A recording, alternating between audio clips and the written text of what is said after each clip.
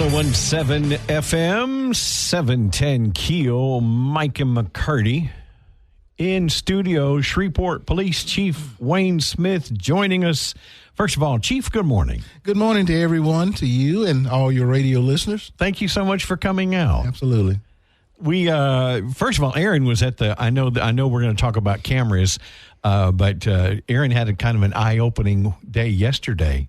Every time I go to the Civil Service Board, I do. It's kind of frustrating. As a citizen, it's frustrating to see kind of some of the things that happen there. And I can't imagine as a police chief, it's frustrating as well. You can't say a whole lot about it, I know. Yes, I'm happy that you came and had a chance to personally witness some of the regular administrative tasks that I have to do. Yeah. And I'm going to try to come down. I wish they started them a little later. They start them at 8:30, so I typically can't get there for the beginning. And I had a luncheon to get to yesterday, so I couldn't stay for the whole thing. I'm confused, Chief Smith, about what's a flock camera, what's a red light camera, what's a camera that changes real-time crime center. Flock cameras. Does the city own them? Do we approve where they're put? Do we have access to the data? Yes, and I don't know.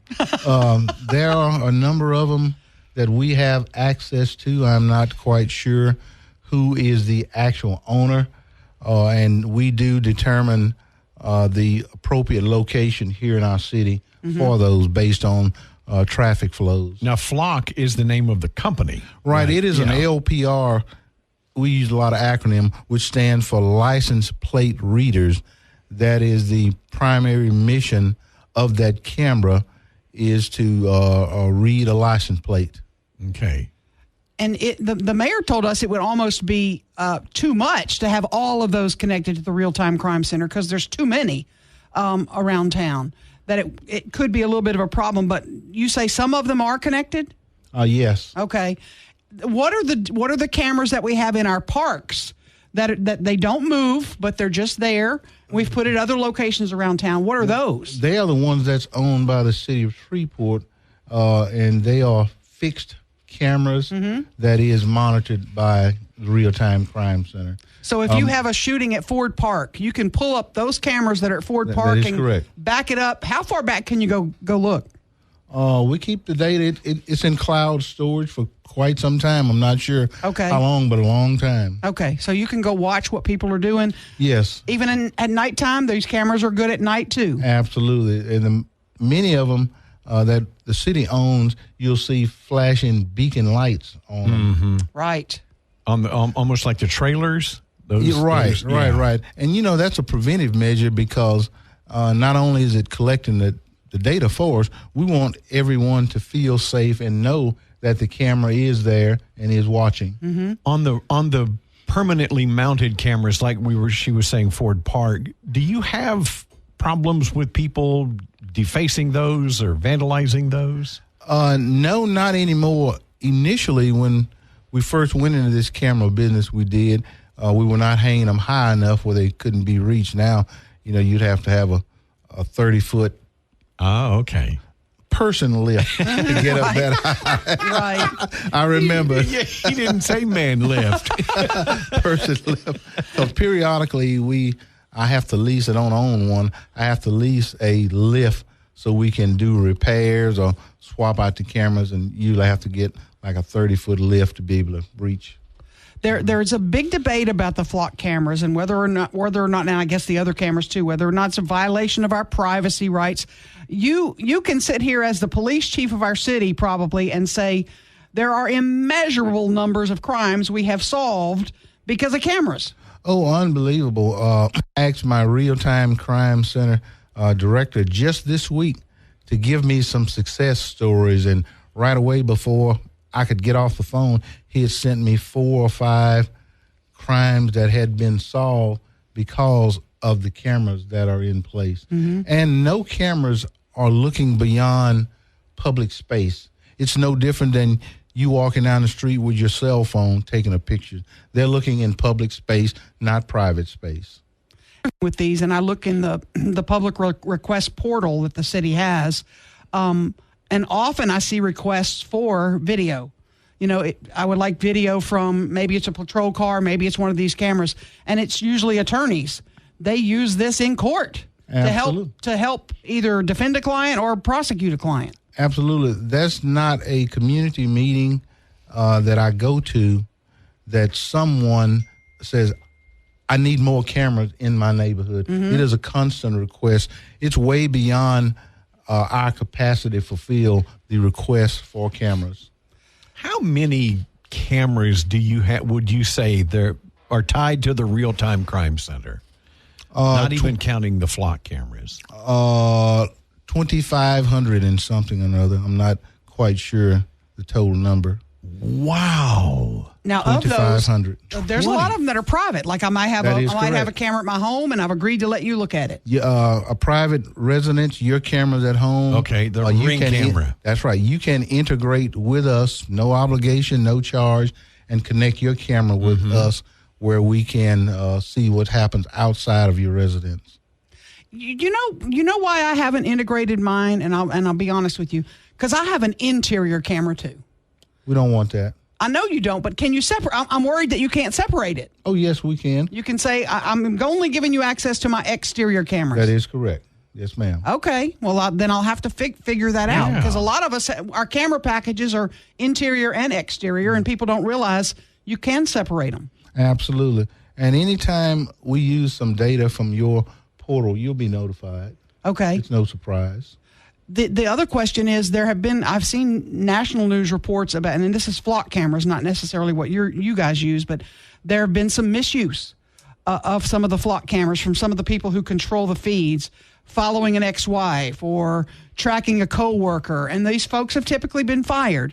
Have we had any incidents like that here that you know about, where the cameras have been misused, somebody's tracking somebody they shouldn't be? None to my knowledge, and we will not permit that to happen, and we will not tolerate any misuse of a system that's clearly designed for public safety. Mm-hmm. The flock camera, like I said, it is a license plate reader. Someone has to input the data at some point or another that license plate number, is a vehicle of interest. So the flock camera then, it goes into the system, and if it sees that license plate, it alerts you of that location at that license plate. I'm assuming like AI is used, and it can track that particular plate. Well, when you say track, the camera, notify. It would notify immediately that license plate has been spotted. But the cameras integrate, so if a person leaves Pines Road and I-20, where there's a flock camera, not saying that there is, and it detects them, and the next flock camera is at Interstate 20 and Spring Street. When they hit that point, then that camera will say that vehicle is just so you passed. Can track that car wherever it's been going. When it crosses that threshold of that camera, yes. Are they much like? Let's take a quick break. One real follow up, and then are those cameras much like the ones they have in Texas, where a friend of mine gets a ticket in the mail because they don't pay a toll? Is that a similar camera? When they see your license plate on your car, and they're like, "Ooh, you went through the toll and you didn't pay the toll, so here's your ticket for the toll." Is that a similar camera, or is that a whole different animal? Well, technically, I do not know. All I know that it recognizes that license plate and alerts that particular license plate that you have requested have just crossed this threshold. Okay. Interesting. Chief Wayne Smith in studio. We're going to take a quick break, and we'll be right back. Mike and McCarty, 101.7 FM, 710 KEEL. Let's get back to the show with Mike and McCarty on 101.7 FM and 710 KEEL.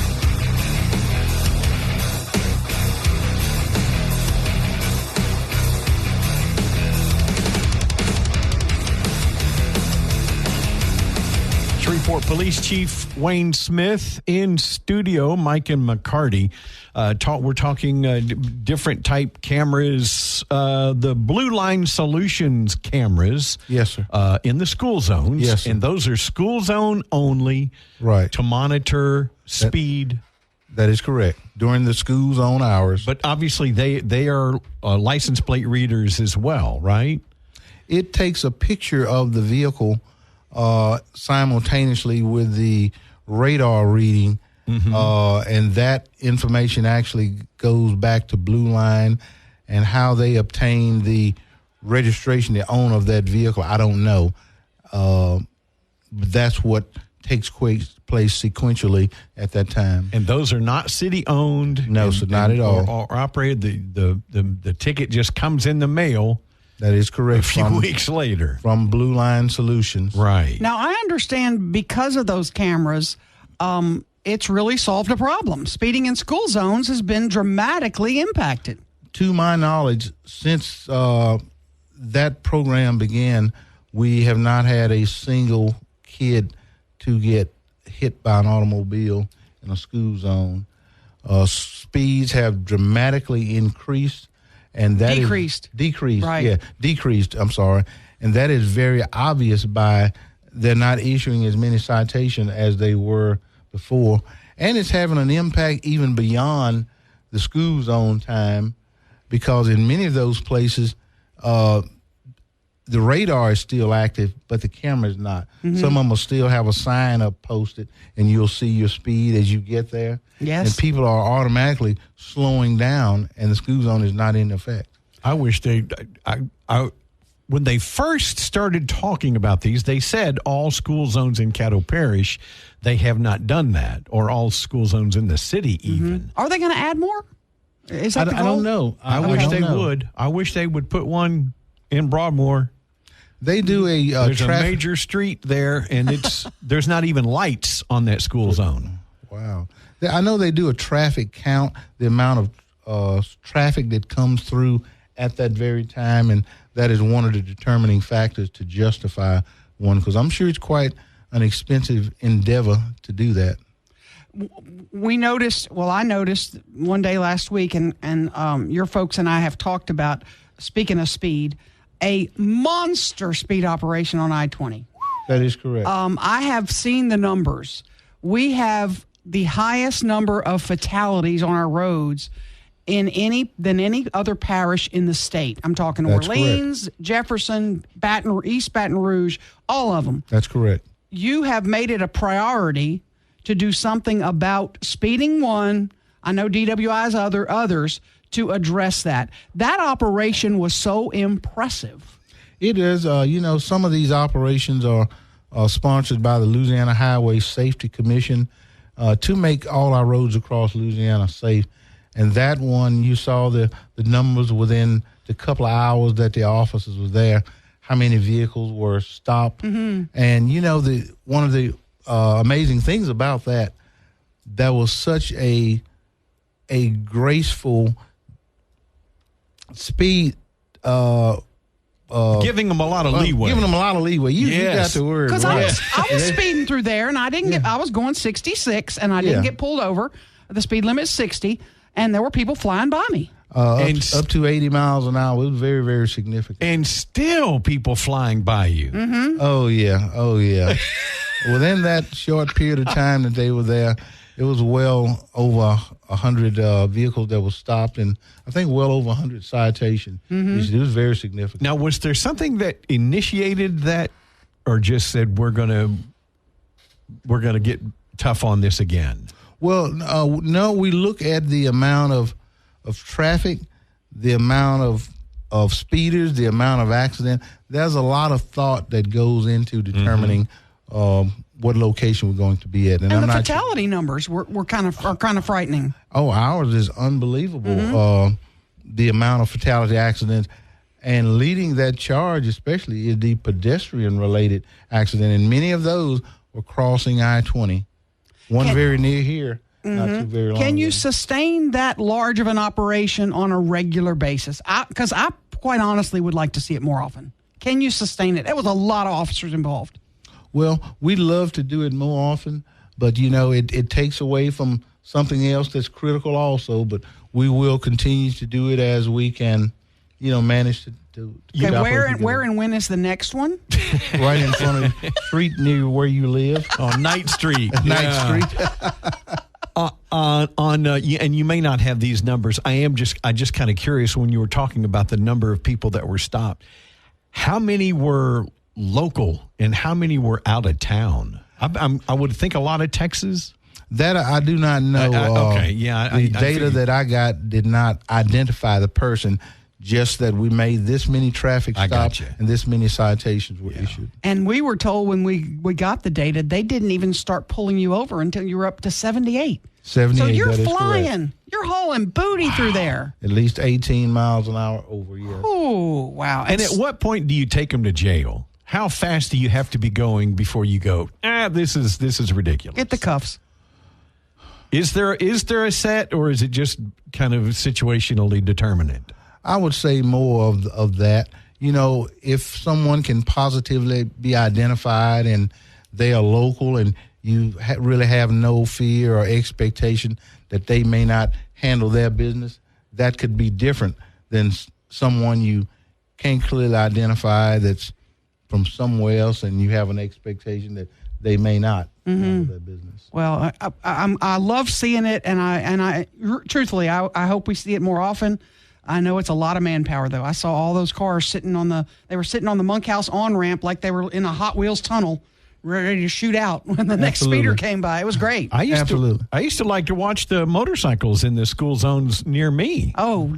I haven't seen them in years, though. And next time either of you guys get stopped and possibly get a citation, don't get mad. Just think about all the times you got away. I never speed, Chief. I never speed. Oh, I do. Not on purpose. Just so much going on. I got stopped the other day on I-20. Nice little female officer. She was as sweet as she can be. I know who you're talking about. Yeah. Well, speed definitely contributes toward the severity of any accident. Mm-hmm. Sure. You know, mass in motion stays in motion, and faster the mass going, the more damage that it causes. Our last 30 seconds, I know you want to remind people, too. Speed's a problem. Distracted driving's a problem. That cell phone. People need to pay attention to what they're doing behind the wheel. Please do. Please be mindful. Cell phones is probably the leading thing that distracts people's attention. Drive not only for yourself, but drive for everyone else on the road. Crashes, accidents are accidents, but in many cases they are preventable. Absolutely. Shreveport Police Chief Wayne Smith, thank you so much, Chief. Thank y'all for having me. Stay safe. Thank you. Thank all your men and women, and we appreciate their efforts. Absolutely. 101.7 FM, 710 KEEL, Mike and McCarty. More breaking news and trending talk with Mike and McCarty on 101.7 FM and 710 KEEL.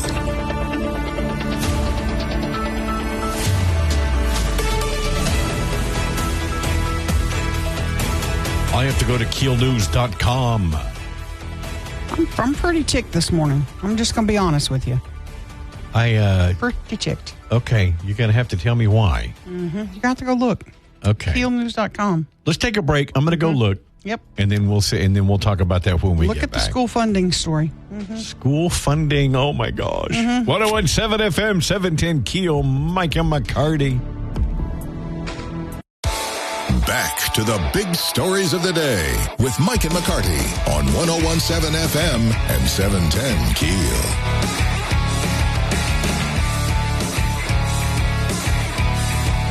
And I'm looking at 710keel.com. Yeah, this is... Why aren't people screaming about this?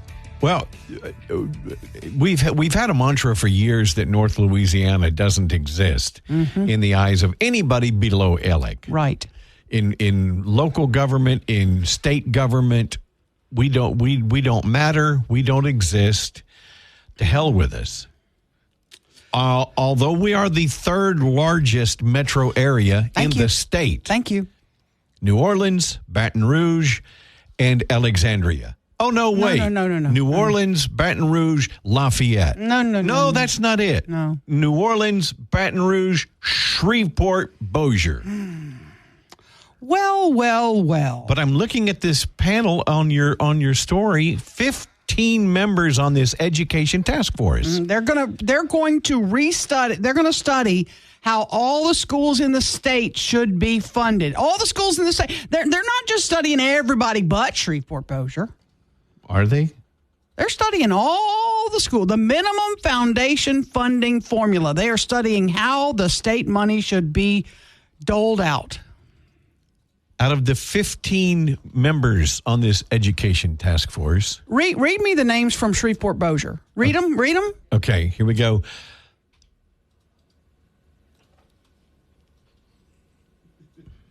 Keep reading them. Here's the rest of them. Come on. More? There's more?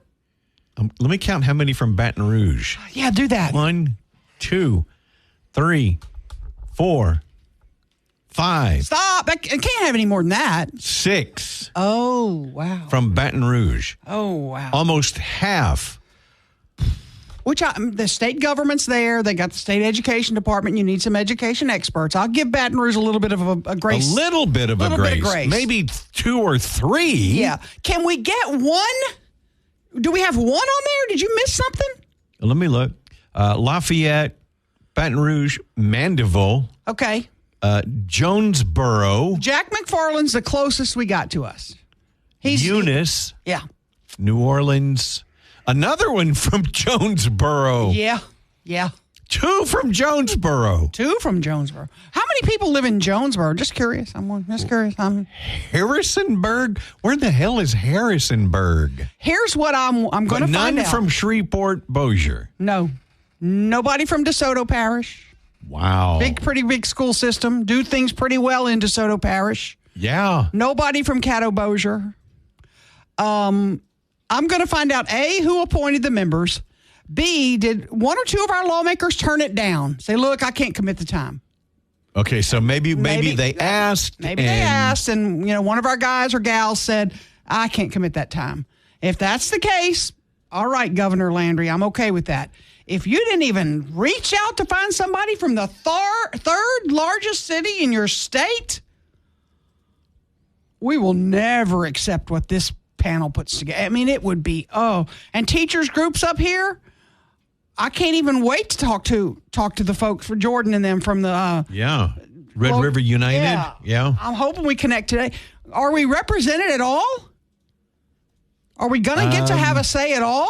Jonesboro's north. That's the closest we get. That's. But everything else is South Louisiana. There's not even Monroe. Do you see anything from Monroe or Alexandria? True. Nothing. Not even Alec.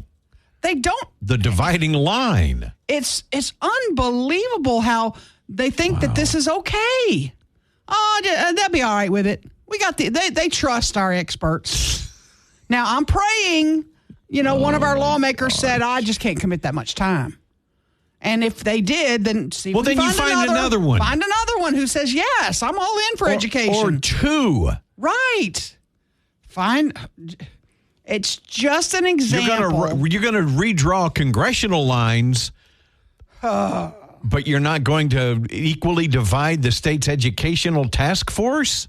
And if you can, I'm just frustrated when I see these kinds of things, and I'm not hearing anybody say anything about it.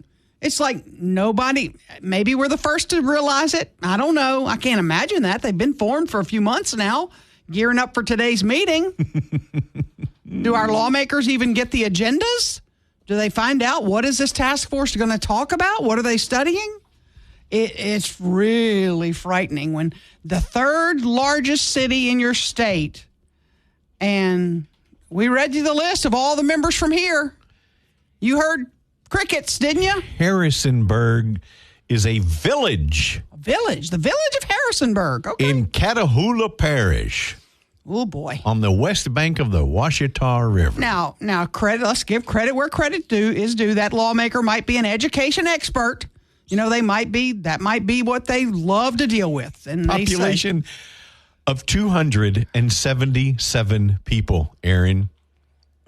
277 people in Harrisonburg, Louisiana. And I'm just, it almost makes me want to do something very, very McCarty-ish.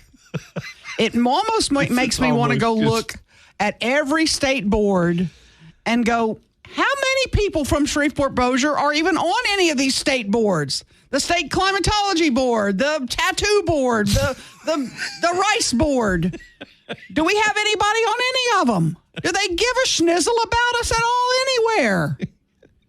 This is a biggie, and we got nobody. Is the delay active? I'm just be curious. careful over there, Ruben. I'm getting on a wind up today. I'm winding it up. This pisses me off. Yeah. No, If you live in this city, in this community, you should be pissed off too about this.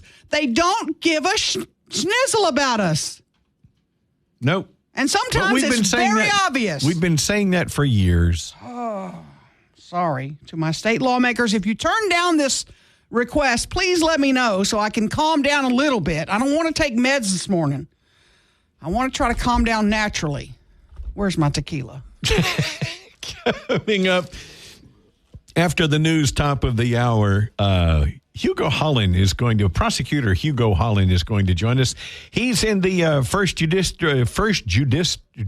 I can't even talk this morning. That's what he's in. Judicial District court race. Mike and McCarty, 1017 FM, 710keel.com. Mike and McCarty on 1017 FM and 710 Keel.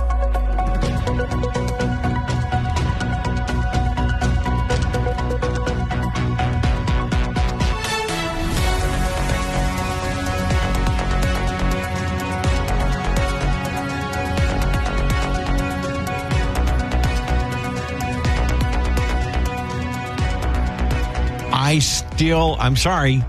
I still look forward to GeekCon weekend. I know. I really do.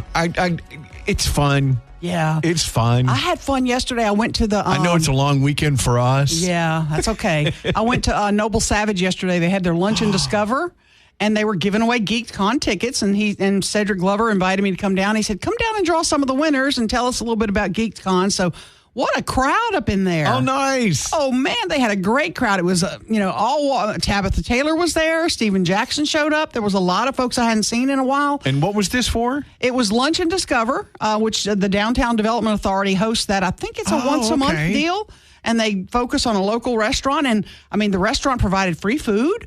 It was really wonderful. They bring out some of their tasting items, which was wonderful. And but folks were stoked. If folks won GeekCon tickets, they were happy. And I was telling them Leah Thompson from Back to the Future, and they're going to do a showing of that movie. I think it's at the Robinson for the weekend.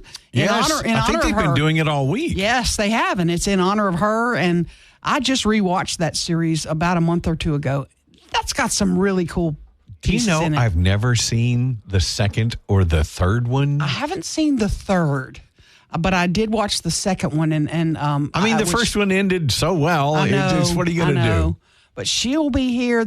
What are their room? There's 2 original Power Rangers. Is that what I heard the other day? Yes, from the original series. Yeah. The original series, too. So if your kids love the Power Rangers, these folks are going to be right here. Now, we did do a little bit of the Power Rangers with my kid. Now, my youngest is like 37, 38 now. Okay.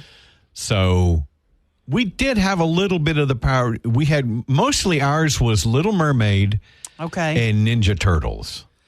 Casey did love the Ninja Turtles. Did he really? Yes. Mine were Power Ranger kids. They liked the Power Rangers a lot, too. And the nice thing for me was, since I had boys, I never had to do the girl with the Ariel and, all that. Micah was not into Barbies. We tried the American Girl dolls. Okay. Didn't care. No, she liked Ariel. Yeah. But she was more of a tomboy. And, it's funny when I look back and think of the doll things like my kids played with. They weren't G.I. Joe guys. They didn't, but they liked, if you got them those little army men, those little green army men that are the cheapest thing you can possibly buy.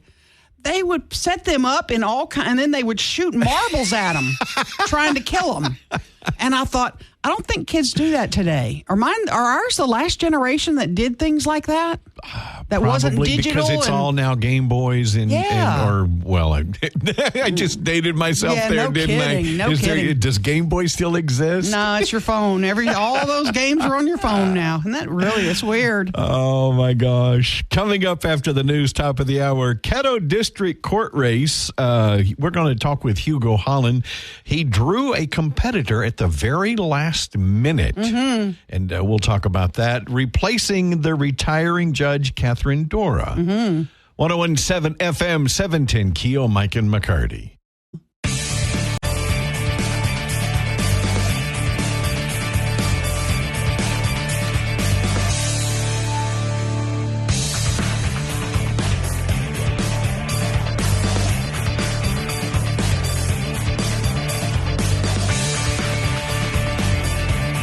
.101.7 FM, 710 KEEL.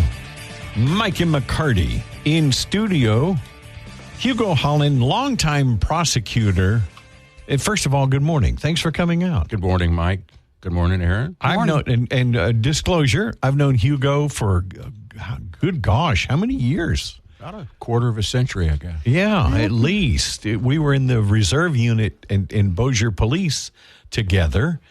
We've had our moments, Hugo and I, over the years. Yeah. That is correct, but as I recall, Mike and I had some scarier moments. We made some arrests and done some wrestling with people that I'd rather not think about. And you're still anymore. Doing it. I am still doing that. I still am a reserve police officer. You've been a prosecutor up until now, correct? Still doing it for 38 years. Now running for judge. I am running for judge. I felt like I had to do it.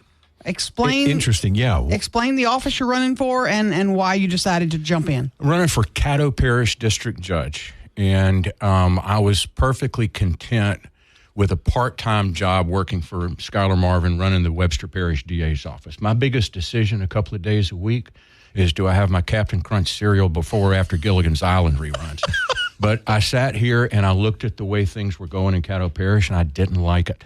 And I decided I was going to step up and see if perhaps I could do something about that. And the job that was open that looked like I would be a good fit was district court judge. Which is Catherine Dora's judge. Catherine Dora's done an excellent job. She's retiring in January.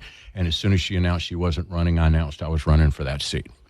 So what did you not like? What are you seeing that you would like to change? Well, first, there are some excellent judges in Caddo Parish. However, I have prosecuted in over 18 jurisdictions around the state, from the Gulf of Mexico all the way up to the Arkansas line, in many, many courtrooms. And I've seen how good judges do it, and I've seen how not so good judges do it.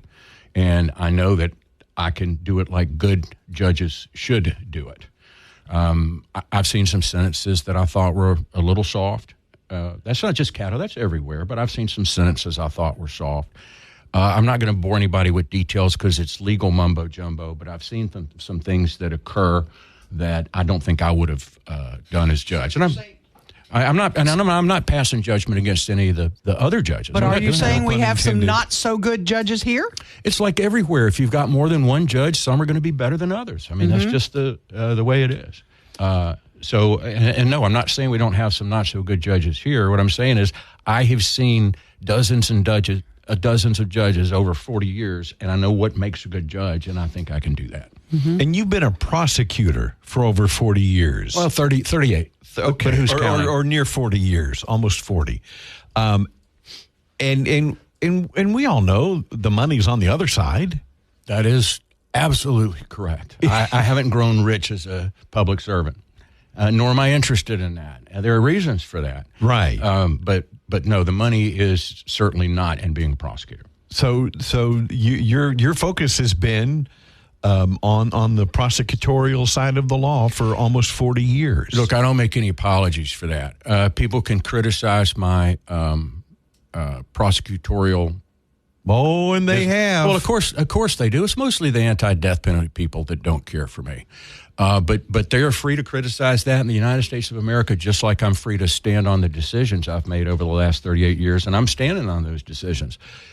I've seen the aftermath of the most horrible things that human beings can do to each other. It's something most people wouldn't want to read about, much less deal with. Right. But I've been dealing with that for 38 years, and I want to continue doing that for victims as a district court judge. Have you ever been disciplined or reprimanded for concealing evidence, any wrongdoing in a courtroom that is going to come out in this campaign? You've seen some of the reports. They're out there regarding some things you have been accused of. Has anything stuck? The answer to that is no. I've never been reprimanded or disciplined for anything by the Bar Association, despite multiple complaints or by the state Supreme Court. Nobody. Okay. No, there's no discipline. And look, if any of the complaints against me were true, I'd have been disciplined over that. Those complaints have all been unfounded. Now, those people that don't like me because I'm a believer in the death penalty, they're still going to make them. Mm-hmm. The cases where I put people on death row, they're still percolating through the system. Those things are going to be coming back to haunt me as long as those people are on death row still alive. It doesn't matter whether I'm a judge or a prosecutor. Those allegations are going to be made, just like they're made against every other prosecutor that's put somebody in death row. When you say you're not getting rich as a public servant, I'm going to tell you something that comes up when I'm in legal circles and your name comes up. They say, he's getting rich because he's traveling all around the state prosecuting death penalty cases and getting paid big bucks to go do it. Is that true? Well, I certainly was paid for the skill set that I have. I'm not ashamed of that. I just have a skill set that a bunch of prosecutors wanted. Now, I will say this, and I'm not ashamed of this either. At the height of when I was traveling, and that was getting up at the times that you two get up, 3:30 in the morning, and being in court in St. John the Baptist, for example, and then coming home at the end of the day and getting up and do it again. When I was doing a lot of that full time, I was making more than the governor was. Mm-hmm. But you know what? I declared all of it on my income taxes. Sure. I get that. But you're not doing that travel prosecuting anymore. No. I'm doing some consulting work right now for the Rapides Sheriff, and I'm running the Webster DA's office for the Bossier Webster DA. Neither one of those are full-time jobs, which means, like I said, a couple of days a week, I have time to go have lunch with my kids at school, pick them up from school, make sure that one of them gets to piano practice. I mean, I have time for that. I'm getting ready to give all of that up if I get this job. Mm-hmm. I want to ask you about what kind of different judge you will be when we get back. Is that cool? Sure. Mm-hmm. Hugo Holland in studio, Mike and McCarty, 1017 FM, 710keel.com. Back to the show with Mike and McCarty on 1017 FM and 710 Keel.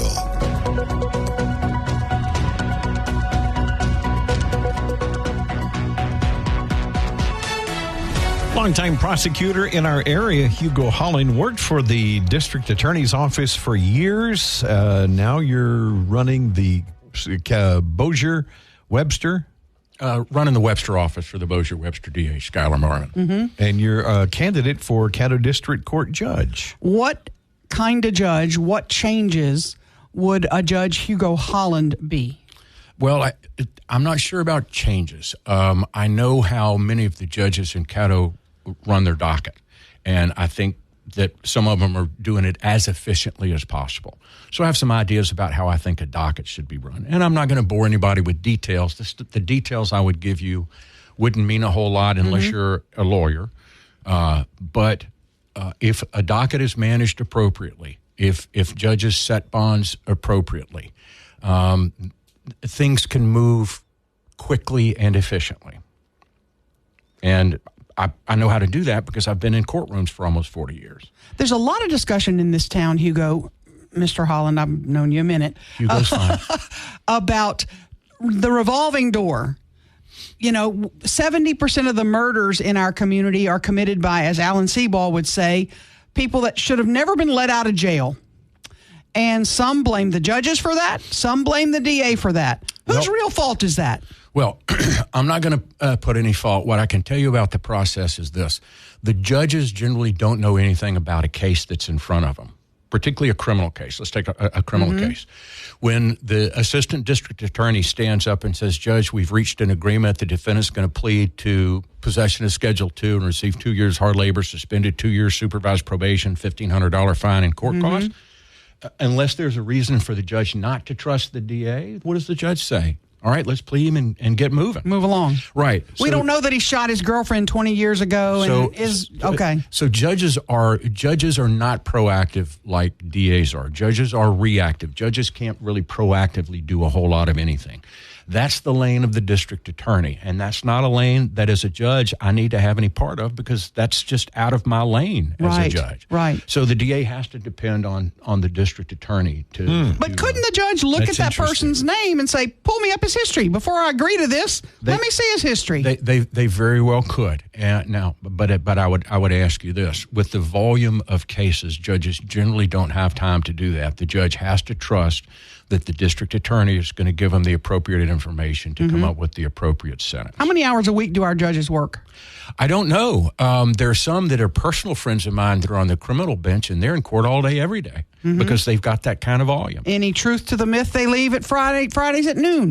I can't answer that either. I will say on the civil bench and on the domestic bench, because the volume is not quite as much as it is on the criminal bench, if a judge handles his docket appropriately, he doesn't have to be in court all day. If he's in his office with the lawyers sitting there trying to resolve cases, then that's just as much working as if he was on the bench. Does Hugo Holland leave Fridays at noon if he's a judge? Not if I got work to do. I don't. Okay.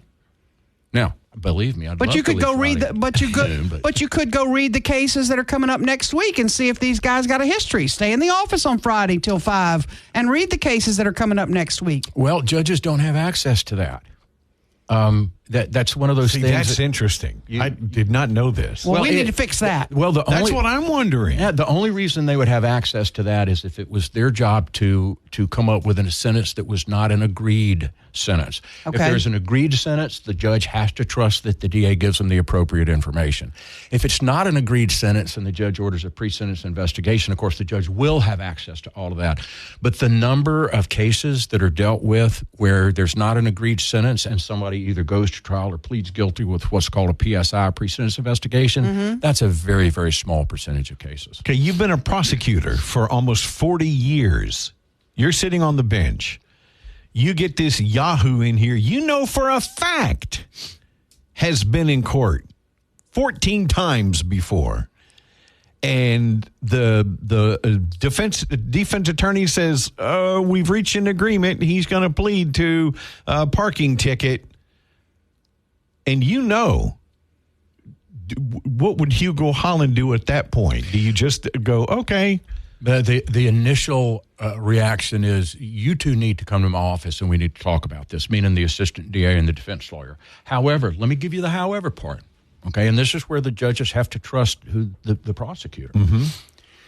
What if the case they have against that guy is extremely weak? And if they don't plead it to what's been offered, we go to trial and they get nothing. Now, is that something the DA needs to talk about in front of the criminal defense lawyer? Right. I mean, there might be a reason why the DA is making that offer. And as a judge, you have to be very careful on demanding an explanation. So that's a tightrope that has to be walked. There's been a lot of talk about numbers, about how many criminal trials we've done in Caddo Parish. I think the last 3 years we have hit the 60 criminal trial mark. Prior to that, it was down in the 30s and 40s. But when I see the 60 criminal trials in a year, we have 5 criminal judges, 52 weeks in a year. That's about 1 criminal trial a week. It sounds low to me. Can we do more? Should we be doing better? Well, just because you do 60 doesn't mean you're doing a great job, and just because you do 30 doesn't mean you're not doing a good job. Okay. So I can't speak directly to the number of trials. There are, and I'm not suggesting this, but having been in the system for almost 40 years, if I want to make it look like I'm doing a lot, I can inflate trial numbers if I want to. Again, I'm not suggesting that's happening. I'm just telling you that the numbers don't tell the entire story. Okay. What's the rest of the story? Well, I'll give you an example. If I want numbers inflated as a judge or a DA or for whatever reason, if I want numbers inflated, I'm going to tell that defendant, look, we get credit for a jury trial if we start picking a jury and one juror is sworn. That's a jury trial if you have one juror sworn. Let me at least get that one juror, and then you can plead guilty because I need the stat.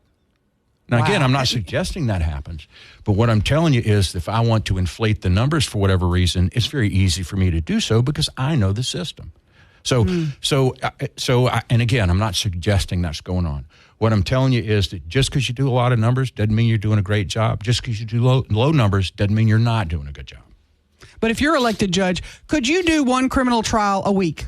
No, there's no way to do one criminal trial a week because there's so much that goes on outside of a trial that has to be done. Okay. Traditionally in Caddo Parish, the criminal court judges will have one jury term per month. The other 3 weeks are spent with all the other things that have to be done to get to the point of the trial. Arraignments, arguments and hearings, motions to suppress, preliminary examinations, motion to quash, all the other things that they have to deal with. So they have a 1 week a month usually set aside for criminal jury trials. Now, we have judges on the criminal bench here in Caddo who are not satisfied with one jury trial for their week. Sometimes they're not satisfied with 2. There are judges that I want to push 3 jury trials into a week, and I'll call him out. Been a friend of mine for years, Don Hathaway, okay, the old sheriff's son. Don is a workhorse, and if you're in front of him, you better be ready to rock and roll. I would like to think that if I became a judge, I'm going to be pushing folks to get some of these cases tried, because a lot of criminal defendants are not going to take their medicine until they see a jury right in front of them. Gotcha. Hugo Holland, thank you for coming out. Thank you, too, for having me. You bet. Appreciate it. Talk to you soon. Mike and McCarty, 101.7 FM, 710 KEEL. Breaking news and trending talk with Mike and McCarty on 101.7 FM and 710 KEEL.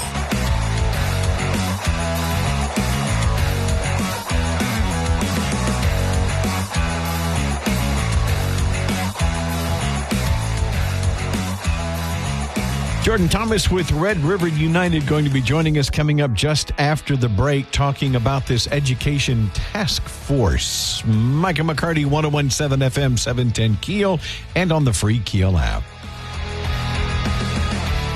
Back with McCarty on 101.7 FM and 710 KEEL.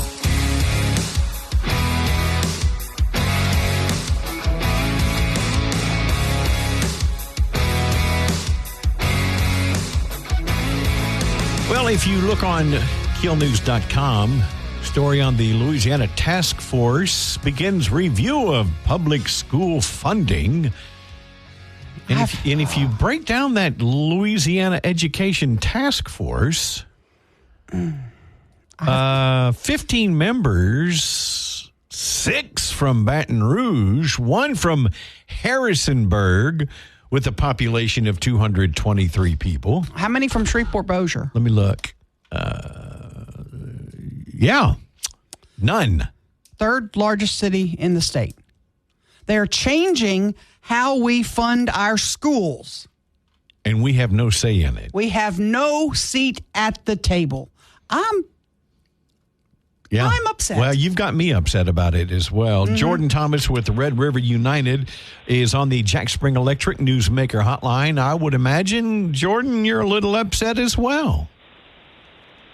Well, I think that, no one knows the concerns, the needs, the issues that we have more than we do. And so it is a little disheartening to see that list and not see anybody from our region, as Aaron said, having a seat at the table. We know when we're not there to make decisions, they make them for us and not with us. So, that is concerning for sure. Now, when they reevaluate the MFP, they're not going to be able to say, give more to Ouachita Parish than you do in Caddo. They're going to say, here's the MFP formula. Everybody follows it. I get that. And that's what people are going to say. But I'm still just concerned to see the list of members of this panel, and nobody from Alexandria, nobody from Monroe, nobody from Shreveport Bossier. It's almost as if they thumb their nose at us. But you will be able to have input, as I'm told. Is that correct? We've been told that. And I will say, when you're looking at that list, there's a name on there, Larry Carter from Baton Rouge. Larry Carter is the president of the Louisiana Federation of Teachers and Support Personnel. So with Red River United, that is our state affiliate and our state president. So, we know we're going to, regardless, we have input because, that's the type of, union that we're in. And we know what, Larry speaks on the behalf of our members. And he did speak up yesterday. He did speak up during the meeting yesterday, FYI. Yes, and as y'all know, in conversations we've had in the past, we survey our members. We do a lot of that to ensure that our voice is actually representing what the needs are of the folks that we serve. So we do have that. So that gives me a little bit of peace of mind knowing that. But many years ago when we had ESSA came, the Every Student Succeeds Act, I was fortunate enough to serve on that committee as a Northwest Louisiana representative, and so it is disheartening to see that we're left out. Jordan Thomas with Red River United. This 15-member committee, how is this appointed? Do you know how these people get on the committee? I have no idea because nothing was ever presented to us. There was never any option. You couldn't, if there was something that you could apply an interview to do, we for sure would have done something like that. But I never saw anything, determining that. So it is interesting when you look at the group of folks, you kind of wonder, well, who are you and how did you get this right, And it may be maybe the governor appointed, it may be Bessie appointed, maybe legislatively appointed. I'm not sure. I have reached out to a couple of our lawmakers. I do want to find out, did somebody decline? And maybe say, hey, I can't commit the time to that. That may be the case, which I don't know yet. Have you heard of any local lawmakers who were offered a spot at the table? I had not heard of any single person that was offered a spot. And as I said, even whenever I served on that committee for the governor many years ago, yes, I was having to drive to Baton Rouge frequently, but that was worth it for us. So, to me, for you to say, well, maybe it was the proximity, they want someone closer. Well, at least give us that option, to say, to decline, right, if we didn't want to make that drive down to Baton Rouge. The bigger question, Jordan Thomas with Red River United, is how concerned are you about the changes they may make to the MFP? Well, it is concerning because you think about, just what just happened with this stipend that we had where, we have local school districts, really struggling to be able to pay out that money that was required with the executive order. It is concerning. I feel confident knowing that Larry Carter, who's our president, is on that committee. But it is concerning when you think about the needs and what MFP does for our local schools. That's a per pupil, that funds so many things that our schools rely on. So I'm just really hoping that they understand that, when we think about the cost of educating students, unfortunately, just like with everything else, it's you have inflation. It's just part of it. It's going to be more expensive. I hope they recognize that, we don't want to see the funding being stripped away, with, vouchers and the Gator scholarships and things like that. That's really concerning. We're talking with Jordan Thomas, Red River United. We know Caddo Parish has made some initiatives on their own as far as teacher pay. Are you happy with where we are, or at least where we're going? I think it's important for the recognition that the school district had to see that, we needed that raise. We'd not had a local raise since 2017. The frustration that we had even with it, we're grateful, that to recognize that 6% is substantial. But, we really wanted it to be a tiered raise. We have employees that are literally living in poverty, and so their 6% raise on a $20,000 annual salary for a full-time job was about $1,200. And you divide that by 24 paychecks, and that's not a significant boost for those folks. So, whereas, we're happy that we got the raise, we would have liked to have seen it kind of implemented a little bit differently to help those folks on the bottom the most. I asked Dr. Cade Brumley the other day if he had a seat at this MFP task force table, and he said no, and he said the reason is because Bessie's going to have to implement whatever changes, and he would be a part of that. So he said he was going to kind of be, behind the scenes, overlooking what they were doing and watching. But should our superintendent of education have a bigger role in how we fund our schools? I would think so, because, even dealing with Bessie, which is our Board of Education in the state, a lot of times they will create policies and rules and things like that, and then they don't enforce those, so it's kind of, you would think that the state superintendent should have a seat at that table. He's representing everyone, so I'm not really sure why they would do that. I guess there probably are some rules or some behind the scene things that that I'm not aware of, but, my gosh, I don't know who would have more information or a better perspective than our state superintendent. Mm-hmm. Interesting. Jordan Thomas, Red River United, thank you so much for talking with us. Thank y'all so much. Y'all have a great one. You bet. You too. Mike and McCarty, 101.7 FM, 710keel.com. Let's get back to the show with Mike and McCarty on 101.7 FM and 710 KEEL.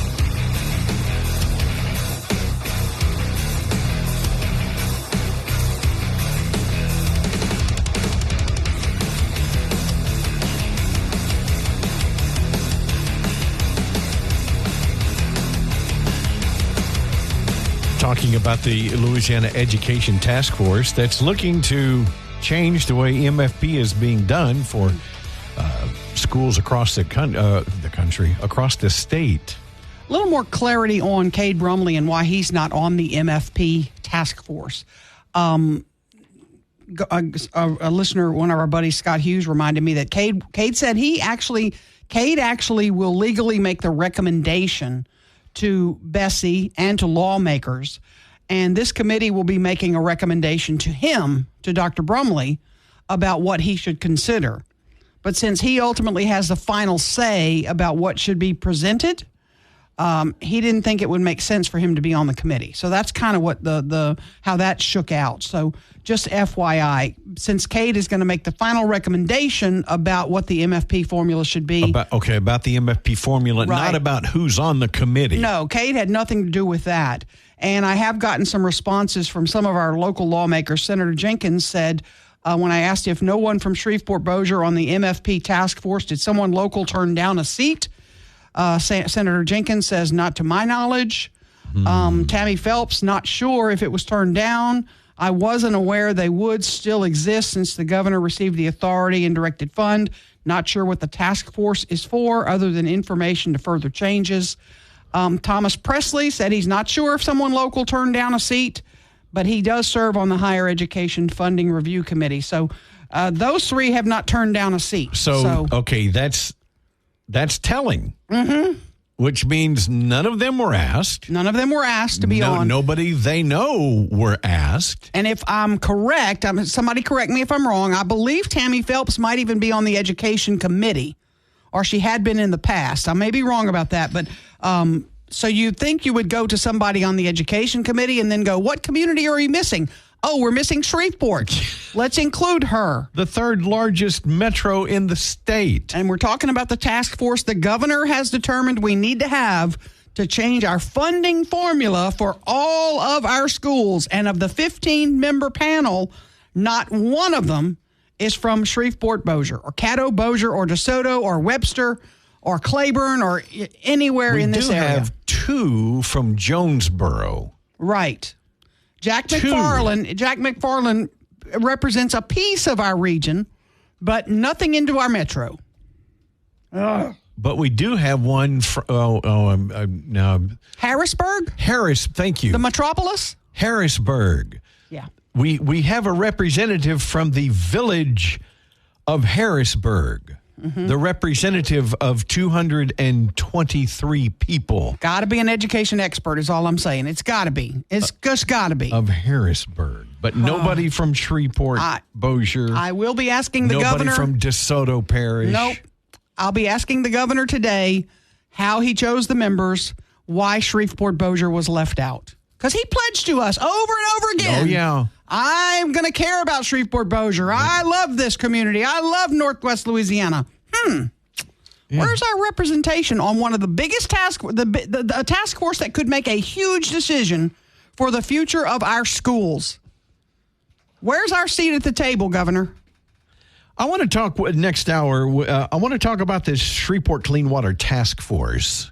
And I'm hoping to get some answers. Mm-hmm. We had a little grading competition going on. Yes, we did. We'll talk about that. Mike and McCarty, 101.7 FM, 710 KEEL, and on the free KEEL app.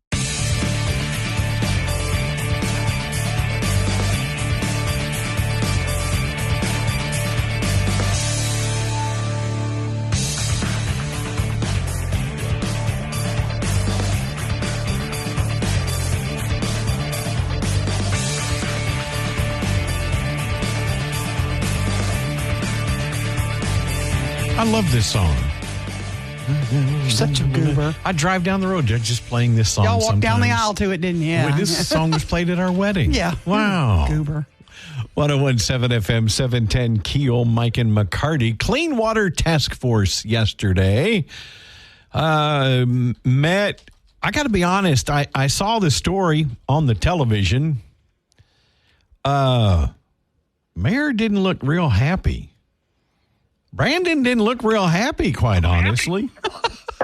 Brandon Sneed. I'm always happy, Mike. Okay. Director of Water and Sewage on the Jack Spring Electric Newsmaker Hotline. Good morning. Tell us about the meeting. How did you guys kind of tested waters from different systems? How did we fare? We did, Mike. We did. And we fared well, actually. I mean, I know we weren't number one. But the interesting part about a blind water test, and blind water, I didn't even know what the samples were. It's interesting. It depends on the group of people. Most people don't know this, but we did this exact same test in my department head staff meeting a few weeks ago.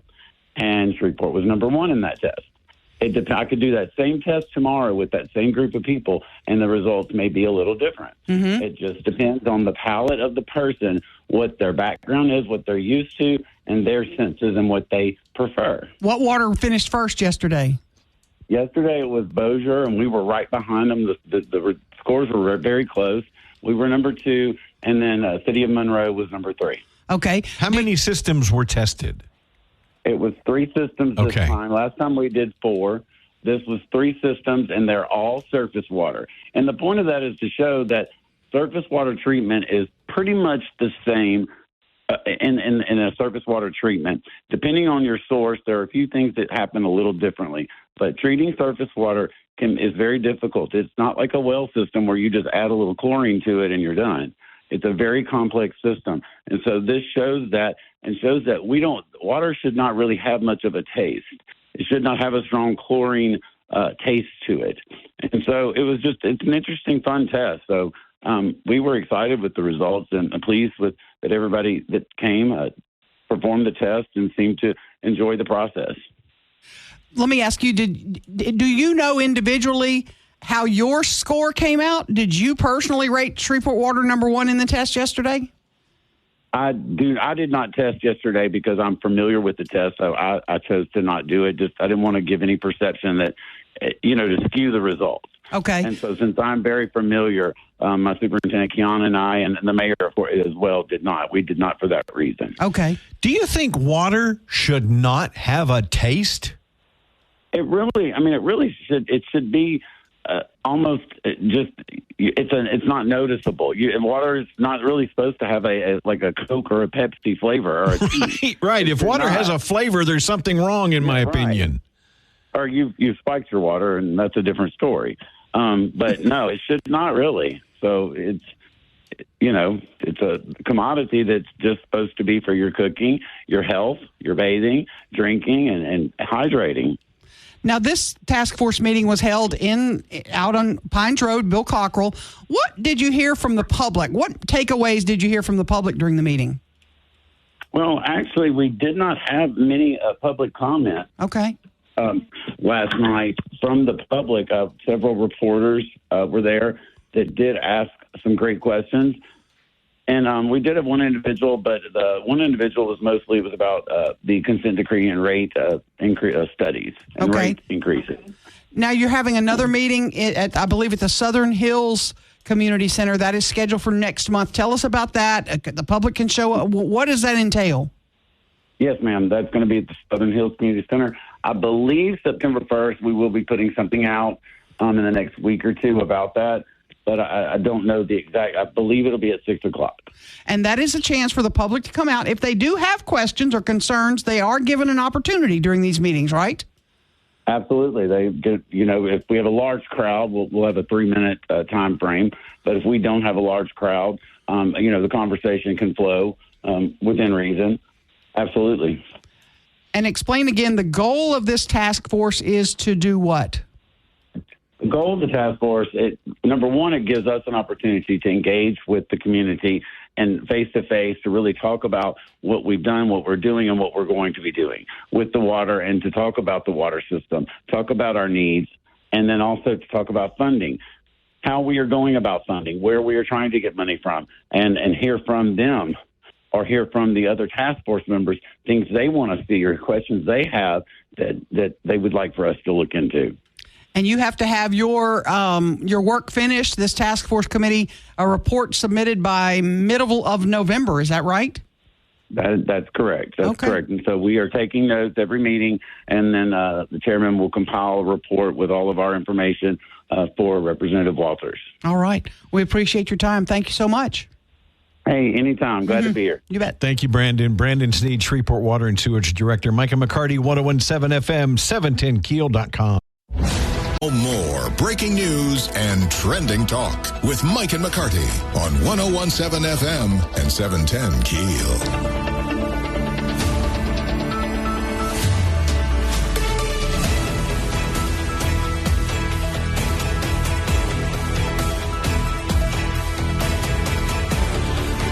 I got to tell you.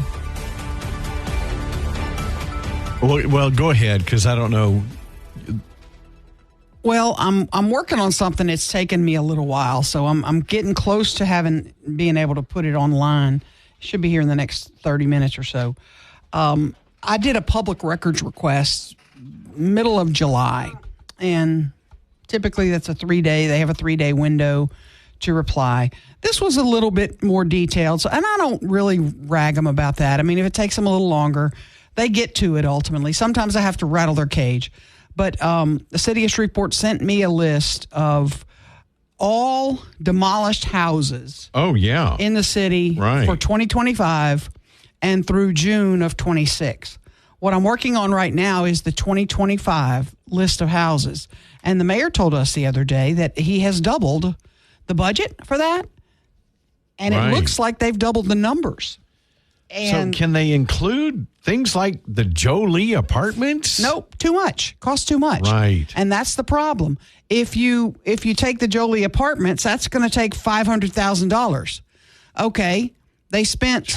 See, that just blows. To tear it up. To tear it down. You're not building them. You're just tearing them down. To tear it down. And I would like to find a way, and I know they can't because of legal issues, but let's take 100 inmates with sledgehammers and take them out there. And let the fire department go and do training sessions and burn them. And bang down the bricks, haul off the bricks if they're reusable.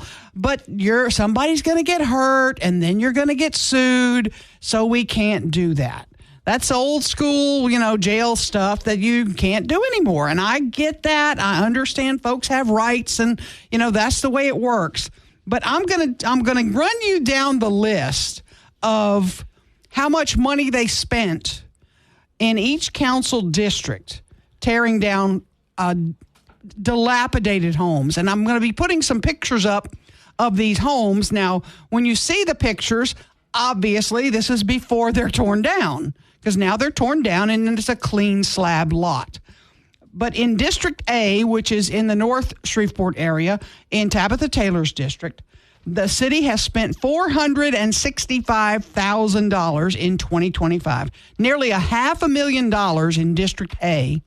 In one district? One district, and it's dozens and dozens of homes. Okay. I'm telling you, and I couldn't get a picture of everyone. I would be here all day doing that. So I'm putting a few pictures from each district, and then I'm putting the list of the other homes they've destroyed. They've demolished.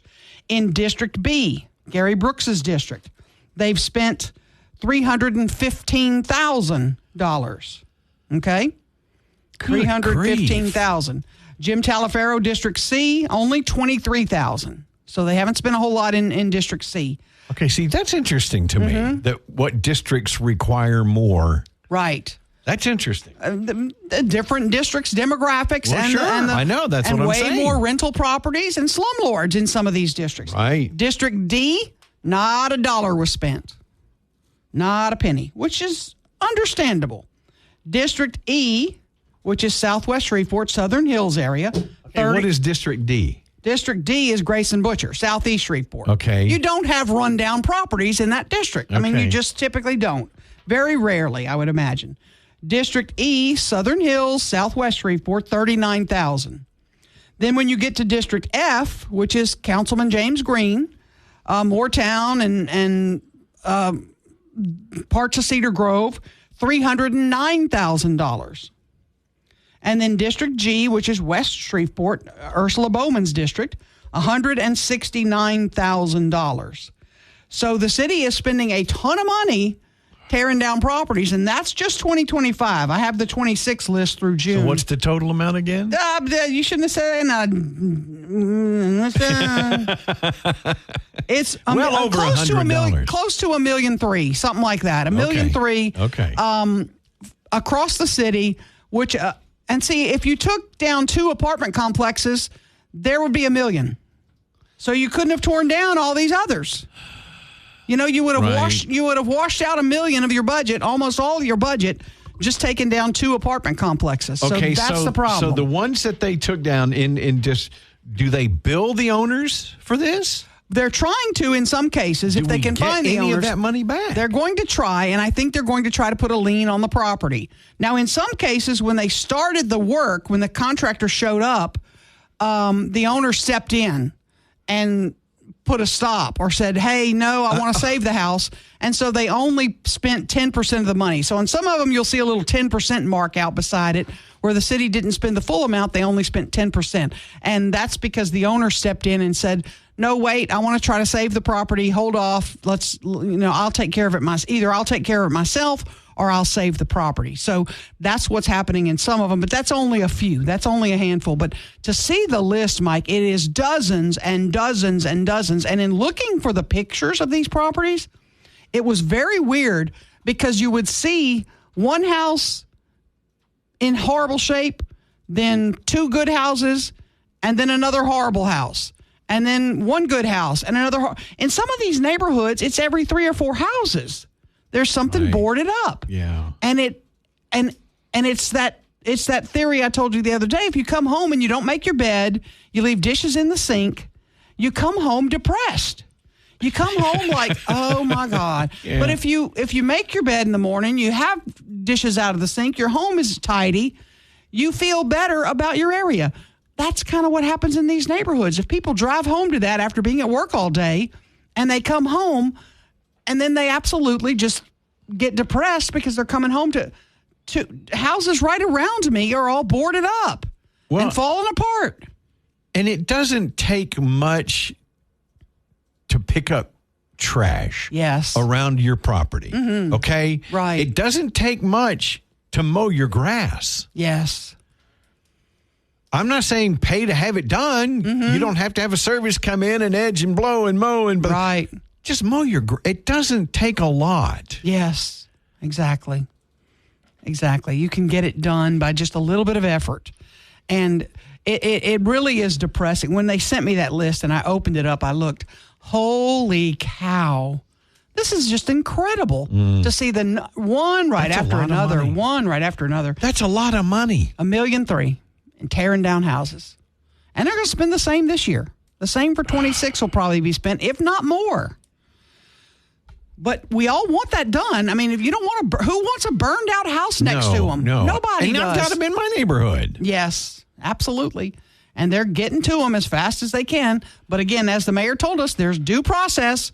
You can't just go in with the bulldozer. You know, after a house burns, you can't go in with a bulldozer the next day and go, okay, we're tearing it down. Got to give the owner a chance to do it themselves. Then when they don't, after you give them notice after notice after notice, then you can go in.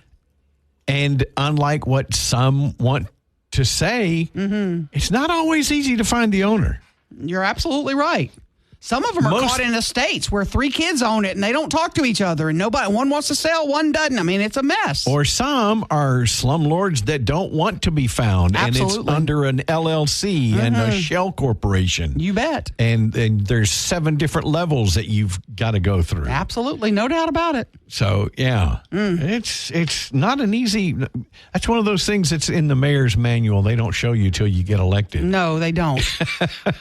You fly by the seat of your pants on that one. That's for sure.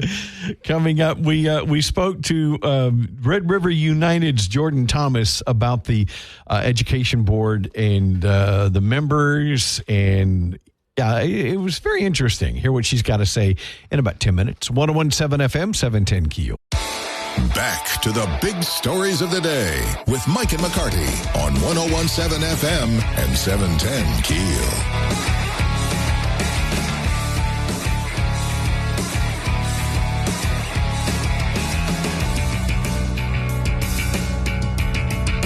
Jordan Thomas with Red River United.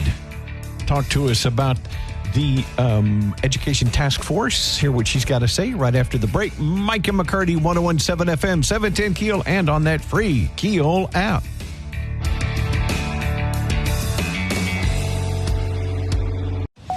Back with more of Mike and McCarty on 101.7 FM and 710 KEEL.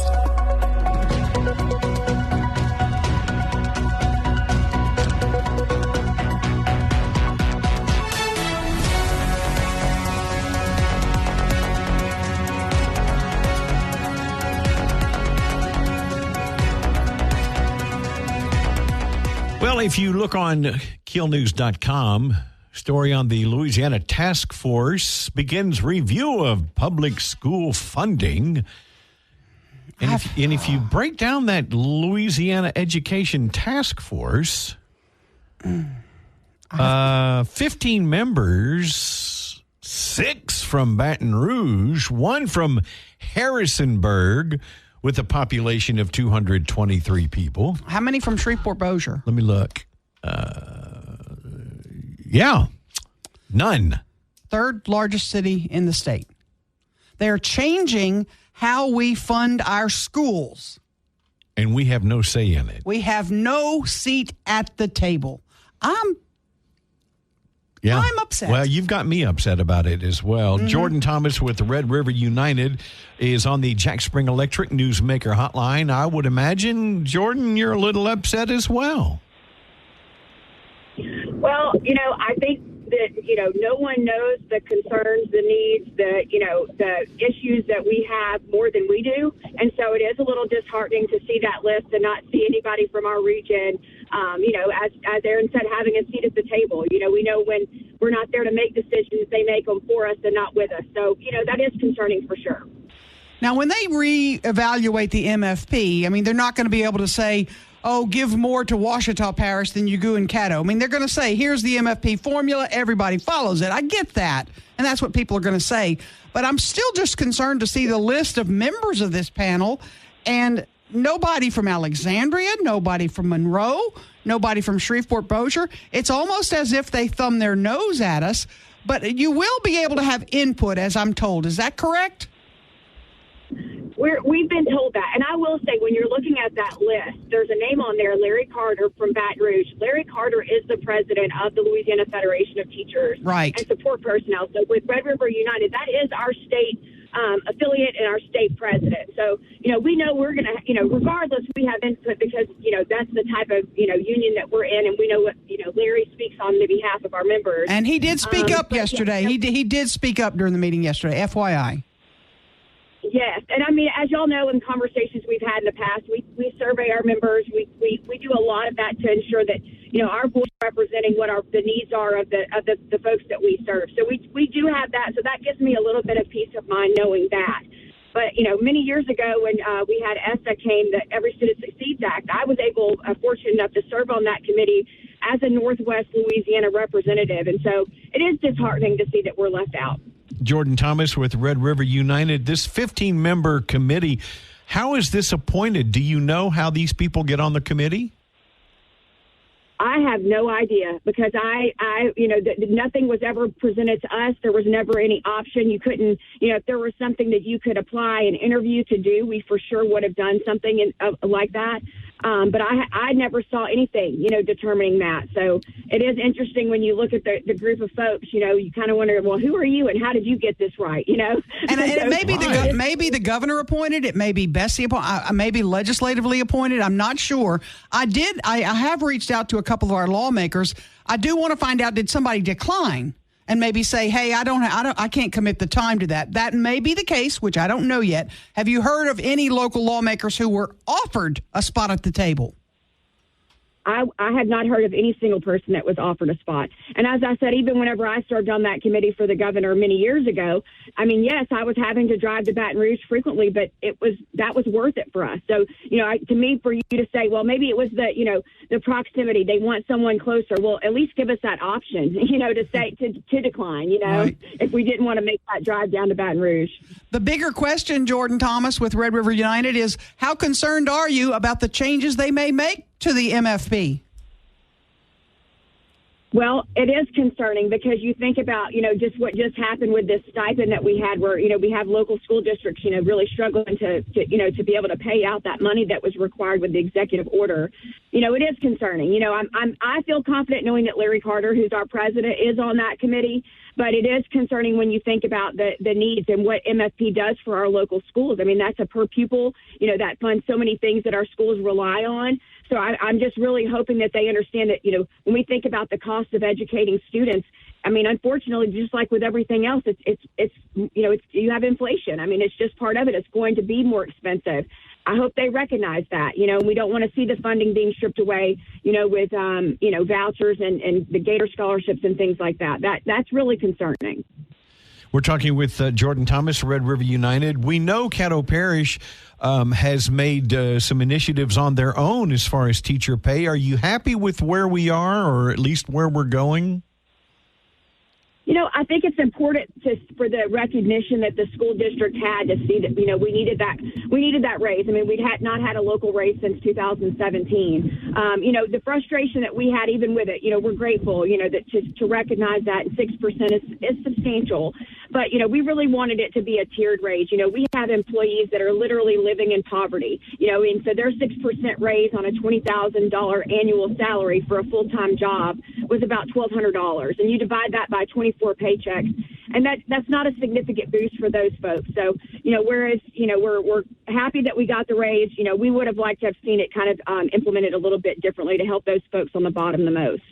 I asked Dr. Cade Brumley the other day if he had a seat at this MFP task force table, and he said no, and he said the reason is because Bessie's going to have to implement whatever changes, and he would be a part of that. So he said he was going to kind of be, behind the scenes, overlooking what they were doing and watching.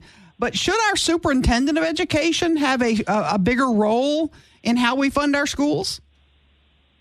I would think so, because, even dealing with Bessie, which is our Board of Education in the state, a lot of times they will create policies and rules and things like that, and then they don't enforce those, so it's kind of, you would think that the state superintendent should have a seat at that table. I mean, he's representing everyone, so I'm not really sure why they would do that. I guess there probably are some rules or some behind the scene things that that I'm not aware of, but, my gosh, I don't know who would have more information or a better perspective than our state superintendent. Mm-hmm.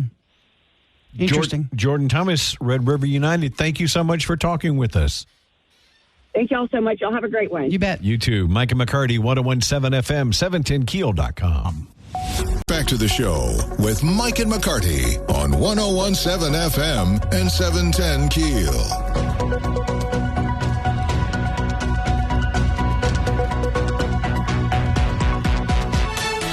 Yes. Okay, this is just kind of happening. I'm just getting kind of inkling of there is a woods fire happening State Line Road. Right now it's in Texas, in the Wascom area. Of course, we know State Line Road is that the data center location? Yes. State Line Road is where the data center is being built. And when I heard you talking about that was the first thing I thought of. Mm-hmm. And right now, and I have been on the phone with a zillion people. Right now, it's confined to Texas, but there is some concern that it could be moving across the border into Louisiana. I just got off the phone with Jeff Akes, who is the chief of Caddo Fire District 1. And so he was not aware of the fire, anything in Caddo Parish, nothing across the border yet. But he just told me, because I've gotten sent some videos of helicopters up dumping water on this woods fire because it's out of control, apparently. Do we suspect arson? Oh, that's way too early for that. Okay. Way too early for that. But Chief Akes told me he's going to drive up there and he's going to take a look at what's going on and kind of get back with me. So, as this continues to develop, and if it's a big woods fire and it's heading toward Caddo Parish, there will be, Shreveport will step up. Any agencies in the area will step up to help the Fire District 1. The other fire districts will step up. But right now, it's in Texas. It's in the Wascom area along the State Line Road. But as you know, what does the State Line Road separate? The two states. Louisiana, sure. Yeah, right. So if it's right there on the border, and, I'm not sure. Now the data center is not on property that's in Texas, as I appreciate it. Right. The data center will be all in Louisiana. So the fire is in Texas right now. And again, it's how are the winds blowing? I don't see any winds today. Could the fire, spread into our state? We don't know. But again, we're keeping an eye on it. They have when they send helicopters up with the big water balloons or whatever that they dump on them. Pretty serious. You know, it's a pretty serious fire, Yes, and they're concerned about it getting out of control. So, but Texas has a real good fire suppression system. I mean, they got good agencies that are taking care of it. Hopefully, they can get it put out before it moves over closer to us. I have worked woods fires before. Ooh. Aaron, they are that is not fun. Think about that today before you get started on your weekend. Put on all that gear. Yeah. Put on that helmet. Put on those boots. Go out into a fire where wood is burning as hot as it can get, and it's closing in on 100 degrees. And you know what? You know what I had? You know what was assigned to me? It looks like a rake. It's a big wooden handled, but on the end of it, it's a great big rubber flap.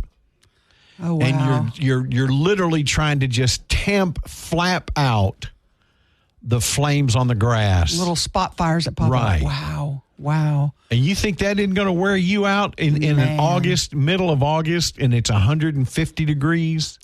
This is one of those things that it's a day like this when we hear about a story like this that you think about what those guys and gals do. Yeah. And you think, man, there's no way in Hades I could be doing what you're doing. So hats off to you. Thank you for what you do every day, willing to do. You know, Fire District 1 chief is headed that way. He's going to look and see, hey, do I need to get my troops ready? Do I need to call in extra forces? Because if it does come into our state, we want to be sure we nip it in the bud quick. Oh, boy. It's interesting, the location, too. It is. Just saying. Yeah, I got you. Reuben, I'll see you this weekend. GeeksCon. Aaron, I'll see you this weekend. Kicking off today. By 5 o'clock. 101.7 FM, 710 KEEL, Mike and McCarty.